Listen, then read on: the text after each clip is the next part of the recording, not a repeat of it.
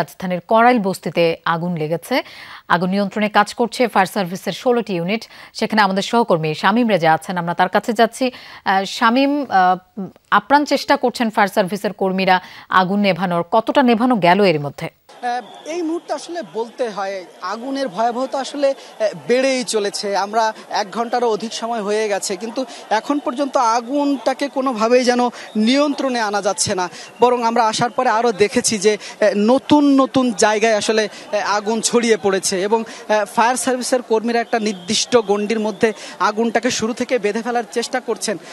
সেটা আমরা তাদের প্রচেষ্টা এসেই দেখেছি এবং আমরা এসে শুরুতেই দেখেছিলাম যে বেশ পানি সংকটে তাদেরকে বেগ পেতে হচ্ছিল, কিন্তু কড়াইল বস্তির মধ্য দিয়ে যে ছোট খালটি গেছে সেই খালে ফায়ার সার্ভিসের পাম্প বসানোর পরে সেই সংকট কিছুটা দূর হয়েছিল এবং তারা, আমরা শুরুতেই দেখেছি যে ভেতরের মূল যে অংশ সেখানে তারা কোনো কাজই করতে পারছে না, কারণ আগুনের তীব্রতা, আগুনের ভয়াবহতা এত বেশি যে আসলে আগুনের কাছাকাছি যাওয়াই যাচ্ছে না।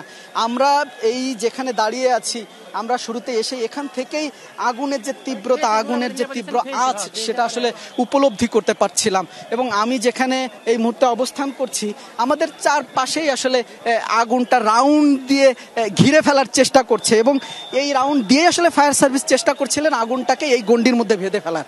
তবে আমরা কিছুক্ষণ আগেও আসলে দেখেছি যে ফায়ার সার্ভিস যে গণ্ডির মধ্যে আগুন বেঁধে ফেলার চেষ্টা করছিলেন সেই গণ্ডিটাও পার হয়ে গেছে আগুনের তীব্রতা এবং ফায়ার সার্ভিস যেসব ভবনগুলো আগুন নিভিয়ে সামনের দিকে এগিয়ে গিয়েছিলেন, আবার নতুন করে নেভানো ভবনগুলো, নেভানো যেসব বাড়িগুলো ছিল, বাসাগুলো ছিল, সেই সব বাসাগুলো আবার নতুন করে আগুন দাউ দাউ করে জ্বলতে শুরু করেছে এবং তো বলাই যায় আসলে শুরুতে আমরা এসে দৃশ্যটা যেমন দেখেছি দৃশ্যটা আসলে এখনো তেমনই আছে, সেটার কোনো পরিবর্তন নেই।